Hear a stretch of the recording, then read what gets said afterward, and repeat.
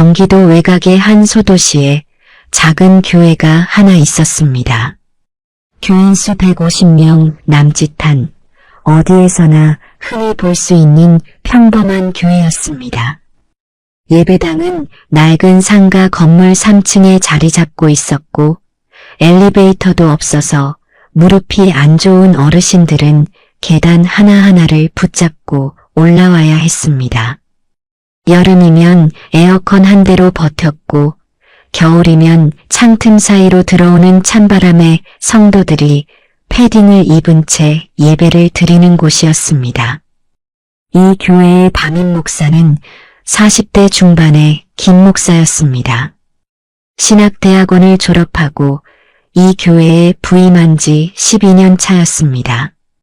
큰 욕심 없이 성실하게 목회를 해온 사람이었습니다. 적어도 처음에는 그랬습니다.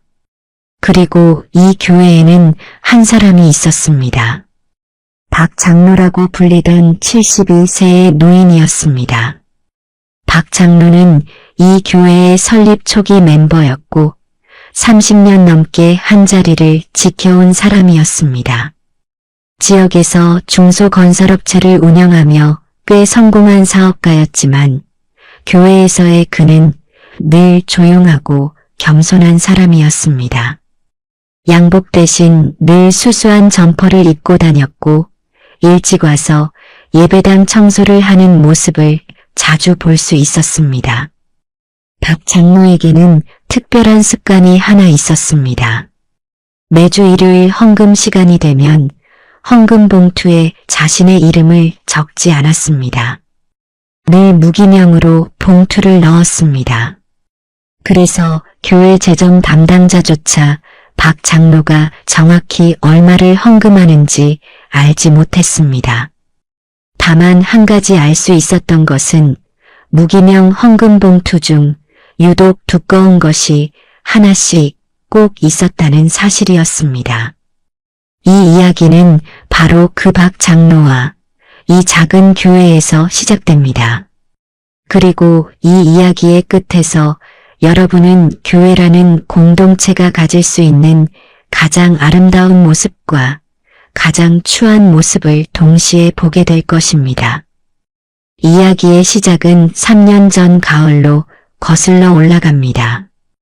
그해 9월 교회 건물주로부터 한 통의 통보가 왔습니다. 건물이 재개발 구역에 포함되어 1년 안에 비워달라는 내용이었습니다. 김 목사는 당황했습니다. 12년 동안 이곳에서 뿌리를 내렸는데 갑자기 터전을 잃게 된 것입니다. 임시로 다른 상가를 알아보았지만 150명이 예배를 드릴 수 있는 공간의 임대료는 이 작은 교회가 감당할 수 있는 수준이 아니었습니다. 방해가 소집되었습니다. 장로 4명과 김 목사가 머리를 맞대고 논의를 했습니다. 결론은 하나였습니다. 이참에 교회 건물을 직접 짓자는 것이었습니다. 마침 교회 인근에 경매로 나온 토지가 있었습니다. 땅값과 건축비를 합하면 대략 15억 원 정도가 필요했습니다.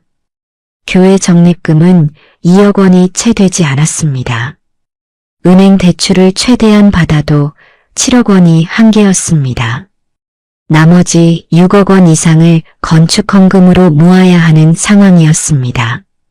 150명의 교인 중 상당수가 경제적으로 넉넉하지 않았습니다. 솔직히 말하면 6억 원이라는 금액은 이 교회에게 불가능에 가까운 숫자였습니다.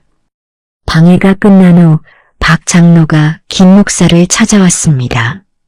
그리고 조용히 한마디를 했습니다. 건축 헌금으로 5억 원을 내겠다고 했습니다. 김 목사는 자신의 귀를 의심했습니다. 5억 원.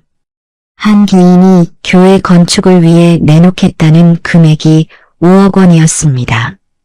김 목사가 몇 번이고 확인을 했지만 박 장로의 뜻은 확고했습니다. 다만 박 장로는 한 가지 조건을 달았습니다. 자신이 5억 원을 냈다는 사실을 교인들에게 절대 알리지 말아달라는 것이었습니다. 그저 건축 헌금이 잘 모였다고만 해달라고 했습니다. 박 장로는 평생을 그렇게 살아온 사람이었습니다. 남에게 자신의 선행을 드러내는 것을 극도로 꺼리는 사람이었습니다. 김 목사는 깊이 감동을 받았습니다. 적어도 그 순간만큼은 진심으로 감사했을 것입니다. 그렇게 교회 건축은 시작되었습니다. 박 장로의 5억 원, 교회 적립금 2억 원, 은행 대출 7억 원, 그리고 나머지 교인들의 건축헌금 1억 원을 합쳐 총 15억 원의 재원이 마련되었습니다. 건축이 시작되자 교회는 임시로 근처 커뮤니티 센터를 빌려 예배를 드렸습니다. 불편했지만 새 교회가 지어진다는 기대감에 성도들의 표정은 밝았습니다. 건축 과정에서 박 장로는 자신의 건설업 경험을 살려 공사 감독까지 자처했습니다. 72세의 나이에 현장을 오가며 자재를 점검하고 부실 시공이 없는지 하나하나 확인했습니다.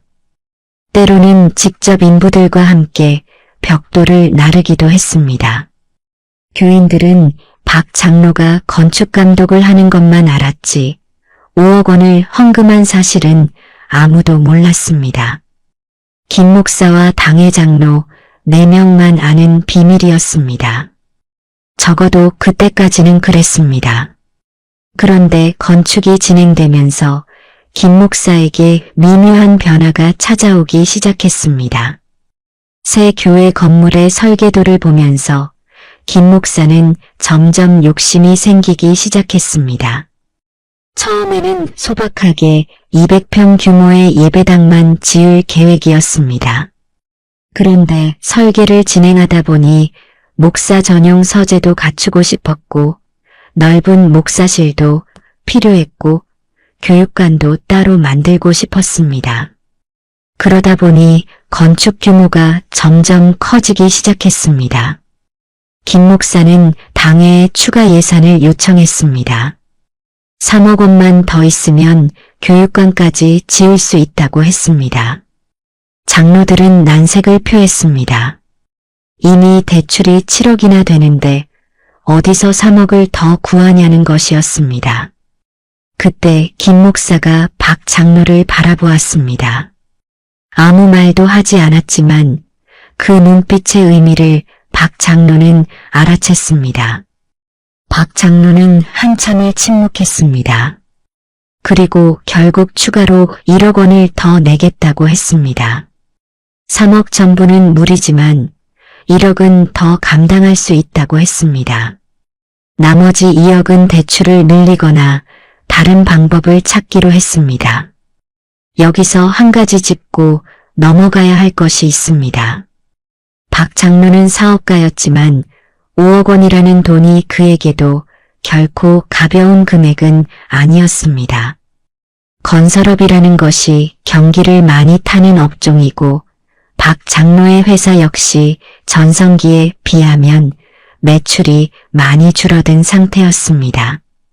5억 원은 박 장로가 수십 년간 모아온 노후자금의 상당 부분이었습니다. 거기에 1억을 더 내겠다고 한 것입니다. 아내에게도 미안한 마음이 컸을 것입니다. 하지만 박 장로는 그것이 하나님의 뜻이라고 믿었습니다. 총 6억 원. 한 사람이 하나님을 향한 믿음 하나로 내놓은 금액이었습니다. 건축은 순조롭게 진행되었습니다. 1년 반의 공사 끝에 지하 1층, 지상 3층 규모의 새 교회 건물이 완공되었습니다. 깔끔한 외관에 넓은 주차장까지 갖춘 아담하지만 품격 있는 건물이었습니다. 교인들은 환호했습니다. 상가 건물 3층에서 계단을 헐떡이며 올라가던 시절이 끝난 것입니다. 중공예배 날짜가 잡혔습니다. 교회 역사상 가장 기쁜 날이 될 것이라고 모두가 기대했습니다. 초청장이 만들어졌고 지역 교회 목사들과 교단 관계자들도 초대되었습니다. 김 목사는 이날을 위해 새 양복까지 맞추었습니다. 그런데 중공 예배를 약 한 달 앞둔 시점에서 박 장로는 이상한 낌새를 느끼기 시작했습니다. 새 교회 건물의 등기 문제를 확인하던 중이었습니다. 건물 등기가 교회 법인 명의가 아니라 김 목사 개인 명의로 되어 있는 것을 발견한 것입니다. 박 장로는 처음에 실수라고 생각했습니다. 법인 등기 과정에서 서류가 잘못된 것이겠거니 했습니다. 그래서 김 목사에게 조심스럽게 물었습니다. 건물 등기가 개인 명의로 되어 있는 것 같은데 확인을 해보는 것이 좋겠다고 했습니다. 김 목사의 반응은 의외였습니다. 당황하는 기색도 없이 일단 절차상 자기 명의로 해둔 것이고 나중에 법인으로 이전할 예정이라고 했습니다. 그러면서 박 장로에게 그런 것은 신경 쓰지 말라고 했습니다. 말투가 평소와 달리 차가웠습니다. 박 장로는 찜찜했지만 30년 넘게 함께한 목사의 말을 믿어보기로 했습니다. 하지만 그 찜찜함은 며칠 뒤 더 큰 의혹으로 번지게 됩니다. 박 장로의 사업 파트너 중 한 명이 우연히 김 목사의 아내를 백화점에서 목격했습니다. 그것도 명품 매장에서 상당한 금액의 쇼핑을 하고 있었다고 합니다. 목사 사모가 명품을 산다고 해서 무조건 문제라고 할 수는 없습니다. 하지만 박 장로가 알기로 김 목사의 사례비는 월 300만 원이었습니다. 교회 규모를 생각하면 그 이상을 주기 어려운 형편이었습니다. 그런데 어떻게 백화점 명품 매장에서 그렇게 쇼핑을 할 수 있는 것인지 박 장로는 의문이 들기 시작했습니다. 박 장로는 혼자 고민을 했습니다. 이것을 문제 삼아야 하는 것인지 아니면 자신이 지나치게 예민한 것인지 판단이 서지 않았습니다. 결국 박 장로는 신뢰할 수 있는 교회 회계 담당 집사를 조용히 찾아갔습니다. 그리고 거기서 박 장로는 자신이 상상하지 못했던 사실을 알게 됩니다. 회계 담당 집사는 사실 오래전부터 고민이 있었다고 했습니다. 건축 과정에서 김 목사가 회계 장부를 자기가 직접 관리하겠다고 한 뒤로 집사에게는 최종 정리된 수치만 전달되었다는 것입니다. 집사가 원본 영수증을 요청하면 김 목사는 짜증을 내며 자기를 믿지 못하느냐고 했다고 합니다. 집사가 확인할 수 있는 범위 내에서 파악한 바로는 건축비 지출 내역 중 약 2억 원 정도가 용처가 불분명했습니다. 업체에 지급된 공사비가 실제 계약 금액보다 높게 책정되어 있었고 일부 업체는 실체가 확인되지 않는 곳이었습니다. 쉽게 말하면 건축비가 부풀려졌을 가능성이 있었습니다. 박 장로는 그 말을 듣고 한참 동안 아무 말도 하지 못했습니다. 자신이 피땀 흘려번 6억 원 중 일부가 엉뚱한 곳으로 흘러갔을 수 있다는 사실이 믿기지 않았습니다. 30년을 함께한 사람이었습니다.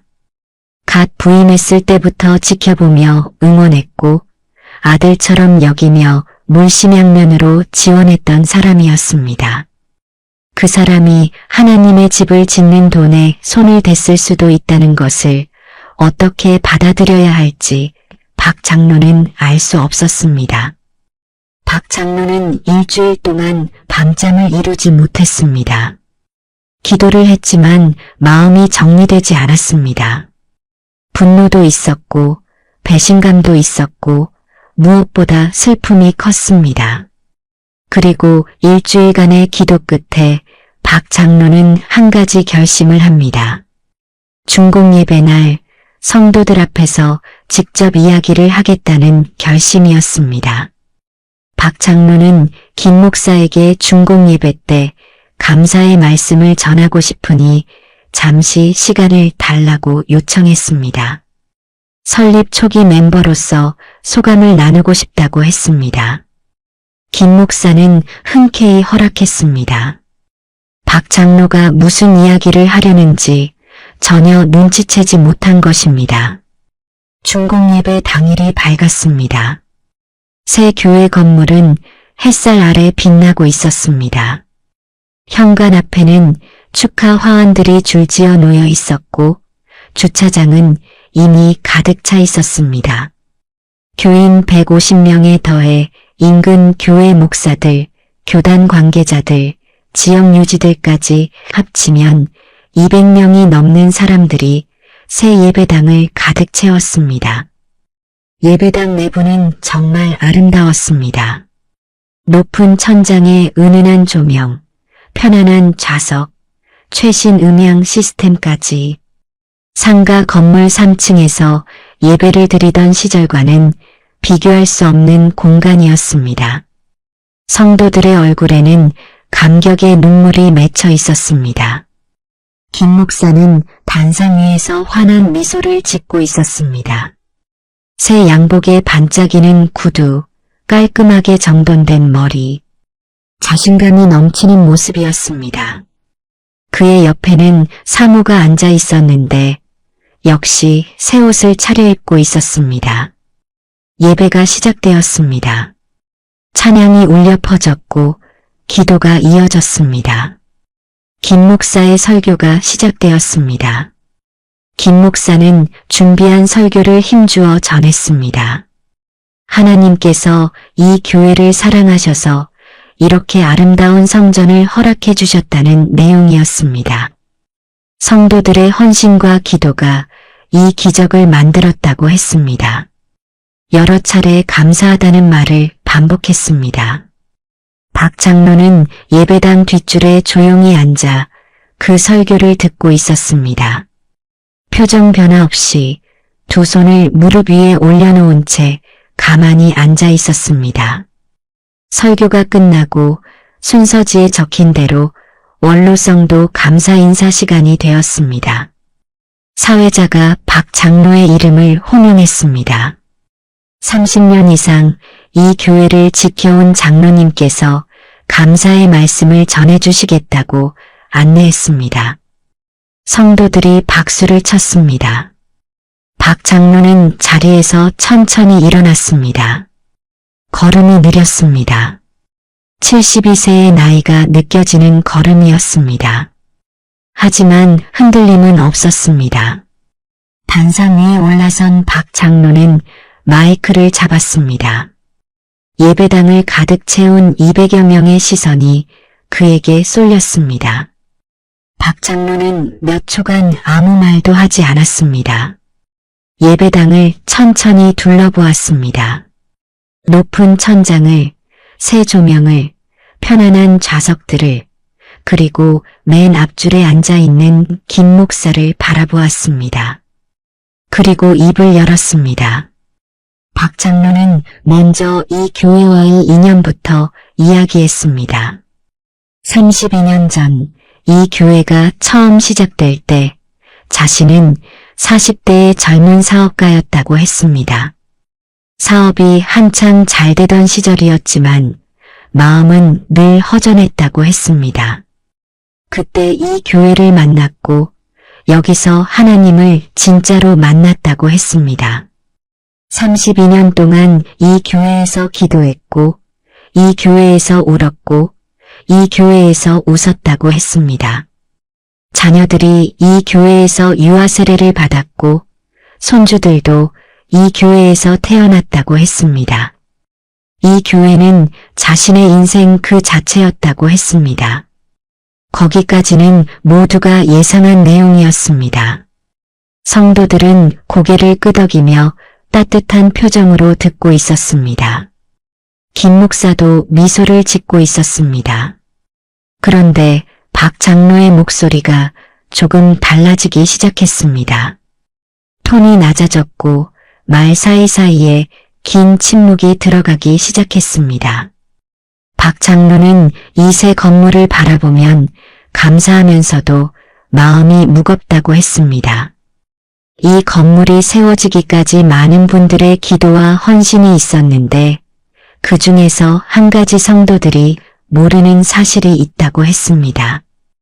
그 사실을 오늘 이 자리에서 말씀드리는 것이 옳은지 오랫동안 기도했는데 결국 말씀드려야겠다는 결론에 이르렀다고 했습니다.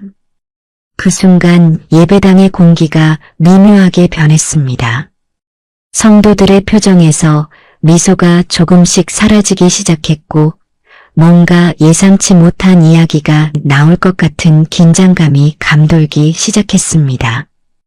김 목사의 표정이 처음으로 변했습니다. 미소가 사라지고 눈이 약간 커졌습니다. 하지만 아직은 무슨 이야기인지 정확히 파악하지 못한 표정이었습니다. 박 장로는 이어서 말했습니다. 이 건물의 건축비 총 15억 원 중 5억 원은 한 사람이 냈다고 했습니다. 그리고 추가로 1억 원을 더 냈다고 했습니다. 총 6억 원을 한 사람이 헌금한 것이고 그 사람이 바로 자신이라고 했습니다. 예배당이 술렁이기 시작했습니다. 6억 원이라는 금액에 성도들이 놀라는 것이 당연했습니다. 여기저기서 작은 탄식과 감탄이 터져나왔습니다. 박 장로가 그렇게 큰 헌금을 한 줄은 아무도 몰랐던 것입니다. 김 목사의 얼굴에서 핏기가 빠지기 시작했습니다. 박 장로가 왜 이 이야기를 꺼내는 것인지 그제야 불안한 예감이 엄습해온 것입니다. 김 목사가 자리에서 일어나려고 했습니다. 하지만 옆에 앉은 장로가 팔을 잡았습니다. 당의 장로 중 한 명이었는데 그 장로의 표정이 심상치 않았습니다. 마치 이 상황을 이미 알고 있었다는 듯한 표정이었습니다. 박 장로는 계속했습니다. 자신이 6억 원을 낸 것은 자랑하려고 하는 이야기가 아니라고 했습니다. 그 돈을 낼 때 아무런 조건도 달지 않았고 보상을 바란 적도 없었다고 했습니다. 다만 한 가지, 그 돈이 오직 하나님의 집을 짓는 데에만 쓰이기를 바랐다고 했습니다. 박 장로의 눈이 붉어지기 시작했습니다. 목소리가 떨렸지만 말을 멈추지 않았습니다. 그런데 자신이 확인한 바로는 건축비 지출 내역 중 약 2억 원의 사용처가 불분명하다고 했습니다. 공사비가 실제보다 부풀려져 있었고 존재하지 않는 업체에 대금이 지급된 흔적이 있었다고 했습니다. 이것이 단순한 회계 착오인지 아니면 의도적인 것인지 자신은 판단하지 않겠다고 했습니다.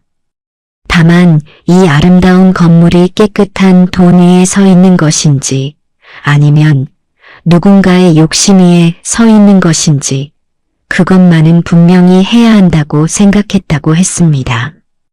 예배당이 완전히 정적에 휩싸였습니다. 200여 명의 사람들이 숨소리조차 내지 않았습니다. 누군가는 입을 손으로 가렸고 누군가는 고개를 떨구었습니다. 앞줄에 앉아있던 외부 목사들과 교단 관계자들의 표정이 굳어졌습니다. 김 목사의 얼굴은 완전히 하얗게 변해 있었습니다. 더 이상 자리에 앉아 있을 수 없다는 듯 몸을 일으키려 했지만 다리에 힘이 들어가지 않는 것 같았습니다. 옆에 앉은 사모가 김 목사의 손을 잡았는데 그 손도 떨리고 있었습니다. 박 장로는 잠시 말을 멈추었습니다. 눈물이 두 줄기 볼을 타고 흘러내렸습니다. 박 장로는 그 눈물을 닦지 않았습니다. 그리고 박 장로는 이렇게 말했습니다. 자신은 평생 이 교회를 사랑했고 지금도 사랑한다고 했습니다. 이 자리에서 이런 이야기를 하는 것이 교회를 무너뜨리려는 것이 아니라고 했습니다. 오히려 교회를 바로 세우려는 것이라고 했습니다. 하나님의 집이 거짓 위에 서 있으면 안 되기 때문이라고 했습니다. 박 장로는 마지막으로 한 가지를 더 말했습니다. 이 건물의 등기가 교회 법인이 아닌 김 목사 개인 명의로 되어 있다고 했습니다. 이것에 대해서도 성도들이 알아야 한다고 생각했다고 했습니다. 그 말이 떨어지자 예배당의 정적이 깨졌습니다. 여기저기서 웅성거리는 소리가 커지기 시작했습니다. 충격과 분노와 슬픔이 뒤섞인 소리였습니다. 어떤 성도는 울기 시작했고 어떤 성도는 김 목사를 노려보았습니다. 외부에서 온 목사들은 서로 눈치를 보며 불편한 표정을 지었습니다. 김 목사가 마침내 자리에서 일어났습니다. 얼굴이 하얗다 못해 회색빛이었습니다. 김 목사는 떨리는 목소리로 해명을 하려 했습니다. 등기 문제는 절차상의 문제일 뿐이고 회계 문제도 오해가 있는 것이라고 했습니다. 하지만 그 목소리에는 확신이 없었습니다. 말끝이 흐려지고 시선이 이리저리 흔들렸습니다. 박 장로는 마이크를 내려놓았습니다. 더 이상 할 말이 없다는 듯 조용히 단상에서 내려왔습니다. 그리고 자신의 자리로 돌아가 앉았습니다. 아내가 박 장로의 손을 꼭 잡았습니다. 박 장로의 어깨가 미세하게 떨리고 있었습니다. 중공예배는 사실상 그 자리에서 끝이 났습니다. 남은 순서는 진행되지 못했습니다. 축하 공연도, 떡 자르기도, 기념 촬영도 모두 취소되었습니다. 사람들은 삼삼오오 모여 수군거렸고 일부 성도들은 김 목사에게 직접 따져 물었습니다. 김 목사는 제대로 대답하지 못했습니다. 그날 이후 교회는 폭풍 속에 빠져들었습니다. 일주일 뒤 임시 공동의회가 소집되었습니다. 성도들은 건축회계의 전면 감사를 요구했습니다. 김 목사는 처음에는 감사에 협조하겠다고 했지만 실제로는 관련 서류 제출을 미루고 회피했습니다. 회계장부 원본을 요청하면 분실했다고 하거나 사무실에 두고 왔다고 하는 시기였습니다. 교회는 외부 회계사를 고용하여 감사를 진행했습니다. 감사 결과는 박 장로의 말보다 더 심각했습니다. 불분명한 지출 금액이 2억 원이 아니라 2억 5천만 원에 달했습니다. 유령업체로 빠져나간 돈이 1억 2천만 원, 부풀려진 공사비가 8천만 원, 출처를 알 수 없는 현금 인출이 5천만 원이었습니다. 총 2억 5천만 원이 어디로 갔는지 김 목사 외에는 아무도 알 수 없는 상태였습니다. 그리고 건물 등기 문제도 확인되었습니다. 김 목사는 등기를 법인으로 이전하겠다고 약속했지만 감사 시점까지 아무런 조치도 취하지 않은 상태였습니다. 오히려 건물을 담보로 개인 대출까지 받아놓은 것이 확인되었습니다. 교회 건물을 담보로 김 목사가 개인적으로 3억 원의 대출을 받은 것입니다. 이 사실이 알려지자 교회는 완전히 무너지기 시작했습니다. 성도들의 반응은 크게 세 부류로 나뉘었습니다. 첫째는 김 목사의 즉각적인 사임을 요구하는 사람들이었습니다. 이들이 전체의 약 절반 정도였습니다. 둘째는 김 목사에게 한 번의 기회를 더 주자는 사람들이었습니다. 오래된 교인 중 일부가 여기에 해당했는데 12년간의 목회를 생각해서 회개의 기회를 주어야 한다는 입장이었습니다. 셋째는 이 모든 상황에 지쳐서 조용히 교회를 떠나는 사람들이었습니다. 가장 마음이 아픈 것은 세 번째 부류였습니다. 그들은 싸우지도 항의하지도 않았습니다. 그냥 어느 주일부터 나오지 않았습니다. 교회에 대한 신뢰가 무너진 것입니다. 목사만이 아니라 교회라는 공동체 자체에 대한 신뢰가 무너진 것입니다. 어떤 집사는 이 일을 계기로 신앙 자체를 놓아버렸다는 이야기도 들렸습니다. 한 달 만에 150명이던 교인은 90명으로 줄었습니다. 2달 뒤에는 70명이 되었습니다. 새 건물에 최신 음향 시스템이 설치되어 있었지만 텅 빈 좌석 사이로 울리는 찬양 소리는 오히려 더 쓸쓸하게 들렸습니다.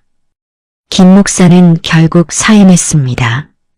아니, 정확히 말하면 사임을 할 수밖에 없었습니다. 교단에서도 조사에 나섰고 법적 고발 가능성까지 거론되자 더 이상 버틸 수 없었던 것입니다. 김 목사는 사임 예배에서 짧게 인사를 했습니다. 성도들에게 미안하다는 말을 했지만 구체적으로 무엇이 미안한 것인지는 끝내 밝히지 않았습니다. 횡령을 인정하지도 부인하지도 않은 채 교회를 떠났습니다. 건물 등기는 법적 절차를 거쳐 교회 법인 명의로 이전되었습니다. 김 목사가 건물을 담보로 받은 3억 원의 개인 대출은 결국 교회가 떠안게 되었습니다. 김 목사에게 상환을 요구했지만 김 목사는 이미 연락이 되지 않는 상태였습니다. 교회는 기존 대출 7억 원에 더해 3억 원의 빚을 추가로 지게 된 것입니다. 총 10억 원의 대출을 70명의 교인이 감당해야 하는 상황이 된 것입니다. 박 장로는 이 모든 과정을 지켜보면서 자신을 많이 자책했습니다. 중공 예배에서 그 이야기를 꺼낸 것이 과연 옳은 일이었는지 스스로에게 수없이 물었습니다. 교회가 이렇게 무너질 줄 알았더라면 차라리 입을 다물었어야 하는 것이 아닌지 괴로워했습니다. 아내는 박 장로에게 잘한 일이라고 말해주었지만 박 장로의 마음은 쉽게 회복되지 않았습니다. 그렇게 교회는 깊은 상처 속에서 겨울을 보냈습니다. 그런데 이 이야기가 여기서 끝이 났다면 이것은 그저 하나의 비극으로만 남았을 것입니다. 하지만 이 교회에는 아직 이야기가 남아 있었습니다. 김 목사가 떠난 뒤 교회에는 새 담임이 부임하기까지 상당한 시간이 걸렸습니다. 그동안 교회를 이끈 것은 장로단이었고 그 중심에는 박 장로가 있었습니다. 박 장로는 정식 설교를 할 수 있는 자격이 없었기 때문에 매주 인근 교회 목사들을 초청하여 강단을 채웠습니다. 그리고 박 장로는 한 가지 일을 묵묵히 해나갔습니다. 교회를 떠난 성도들을 한 명 한 명 찾아다닌 것입니다. 전화를 하거나 직접 집을 방문했습니다. 돌아와 달라고 부탁하지 않았습니다. 그저 안부를 물었습니다. 교회 일 때문에 마음이 다치셨을 텐데 괜찮으시냐고 물었습니다. 어떤 분에게는 식사를 대접했고 어떤 분에게는 필요한 것이 있으면 말씀하시라고 했습니다. 처음에는 성도들의 반응이 차가웠습니다. 어떤 분은 문도 열어주지 않았고 어떤 분은 전화를 받지 않았습니다. 교회에 대한 분노가 아직 가시지 않았던 것입니다. 하지만 박 장로는 포기하지 않았습니다. 한번 거절당하면 일주일 뒤에 다시 찾아갔습니다. 2번 거절당하면 또 일주일 뒤에 다시 찾아갔습니다. 72세의 노인이 매일같이 성도들의 집을 찾아다니는 모습을 본 사람들의 마음이 조금씩 움직이기 시작했습니다. 어떤 집사는 박 장로가 3번째 방문했을 때 문을 열어주었고 함께 울었습니다. 어떤 권사는 박 장로가 보내준 편지를 읽고 다시 교회에 나오기 시작했습니다. 박 장로가 이렇게 할 수 있었던 것은 그의 삶 자체가 하나의 간증이었기 때문입니다. 6억 원을 헌금하고도 자랑하지 않았던 사람, 배신을 당하고도 교회를 떠나지 않았던 사람, 자신도 상처를 받았으면서 다른 사람의 상처를 먼저 돌보는 사람. 그 모습이 어떤 설교보다 강력한 메시지였습니다. 석 달이 지나자 70명이던 교인이 다시 100명으로 늘었습니다. 떠났던 사람들이 하나둘씩 돌아온 것입니다. 새로 오는 사람들도 있었습니다. 이 교회에서 있었던 일을 소문으로 들었는데 그 뒤에도 교회가 무너지지 않고 회복되어 가는 모습을 보고 감동을 받아서 왔다는 사람들이었습니다. 6달 뒤 새 담임 목사가 부임했습니다. 30대 후반의 젊은 목사였는데 이 교회의 사정을 모두 알고도 자원하여 온 사람이었습니다. 부임 첫 주일 그 젊은 목사는 설교를 시작하기 전에 성도들에게 한 가지를 약속했습니다. 교회 재정은 매월 전체 공개하겠다고 했습니다. 모든 수입과 지출을 성도 누구나 열람할 수 있게 하겠다고 했습니다. 그리고 건물 등기는 이미 교회 법인 명의로 되어 있으니 확인하고 싶은 분은 언제든 서류를 볼 수 있다고 했습니다. 그 젊은 목사의 첫마디에 성도들은 박수를 쳤습니다. 오랜만에 듣는 진심이 담긴 말이었기 때문입니다. 교회는 천천히, 아주 천천히 회복되어 갔습니다. 10억 원의 대출은 여전히 무거운 짐이었지만 성도들이 함께 짊어지기로 했습니다. 매달 대출 상환금을 나누어 부담했고 박 장로 역시 매달 일정 금액을 추가로 헌금했습니다. 이미 6억 원을 냈고 그중 2억 5천만 원은 돌아오지 않을 돈이었지만 박 장로는 원망하지 않았습니다. 아니, 원망이 전혀 없었다고 하면 거짓말일 것입니다. 인간이니까 분노도 있었고 억울함도 있었을 것입니다. 하지만 박 장로는 그 감정에 머물지 않았습니다. 그가 자주 하던 말이 있었습니다. 돈은 하나님이 주신 것이고 하나님이 가져가신 것이니 자신이 억울해할 것이 아무것도 없다는 말이었습니다. 중공 예배로부터 1년이 지난 어느 주일 교회에서 특별한 행사가 있었습니다. 대출금 중 3억 원을 조기 상환한 것을 감사하는 자리였습니다. 성도들이 힘을 모아 1년 만에 3억 원을 갚아낸 것입니다.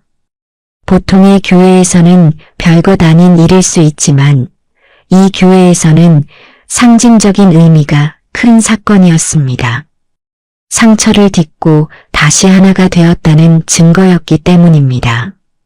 그날 새 담임 목사는 성도들에게 감사 인사를 하면서 박 장로에 대해서도 이야기했습니다.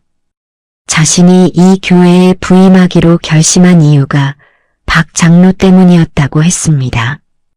상처받고도 떠나지 않는 사람, 배신당하고도 교회를 지키는 사람, 그런 사람이 있는 교회라면 분명 하나님이 함께 하시는 교회라고 생각했다고 했습니다. 박 장로는 그 말을 들으며 고개를 숙이고 있었습니다. 부끄러워서가 아니었습니다. 눈물을 감추려고 한 것이었습니다.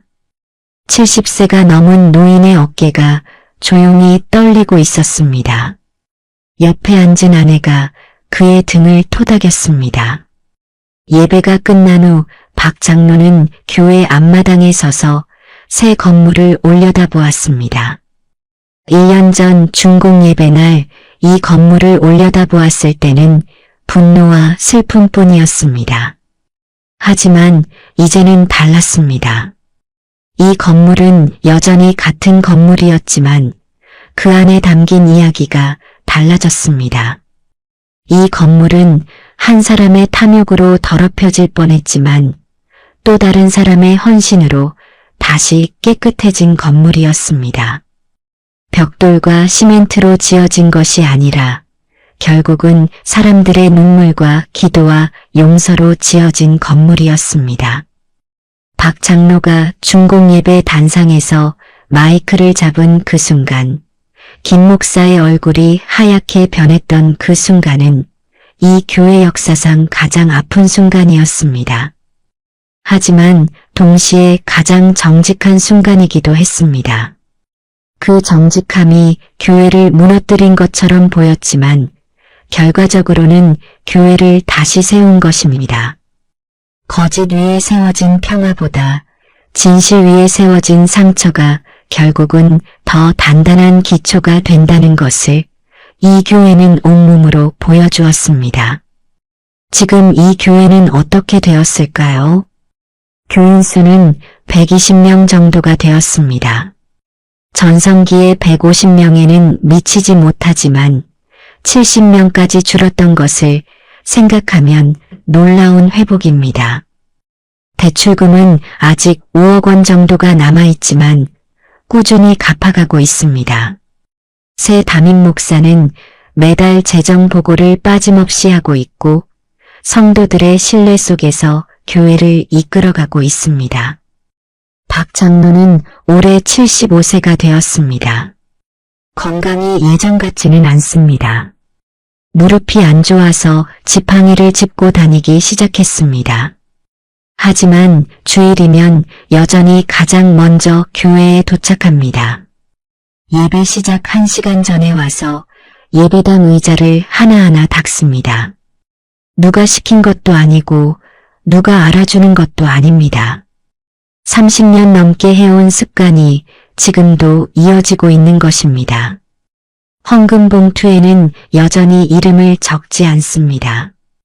6억 원을 낸 사실이 알려진 이후에도 박 장로의 이 습관은 변하지 않았습니다. 왼손이 하는 일을 오른손이 모르게 하라는 그 오래된 가르침을 박 장로는 문자 그대로 살고 있는 것입니다. 김 목사가 어떻게 되었는지 묻는 분들이 계실 것입니다. 김 목사는 교회를 떠난 후 한동안 소식이 끊겼습니다. 나중에 전해 들은 바로는 다른 지역에서 작은 교회를 다시 시작했다고 합니다. 횡령 혐의로 법적 고발이 검토되기도 했지만 박 장로가 반대했습니다. 법적으로 처벌하는 것이 교회에도 김 목사에게도 도움이 되지 않는다는 것이 박 장로의 판단이었습니다. 다만 빼돌린 돈은 반환해야 한다는 조건을 달았고 김 목사는 매달 소액씩 교회에 돈을 보내오고 있다고 합니다. 전액 상환까지는 오랜 시간이 걸리겠지만 그래도 보내오고 있다는 것 자체가 의미가 있을 것입니다. 이 이야기를 전해주신 분은 이 교회의 한 집사님이었습니다. 이 집사님은 김 목사 사건 이후 한때 교회를 떠났다가 박 장로의 방문을 받고 다시 돌아온 분이었습니다.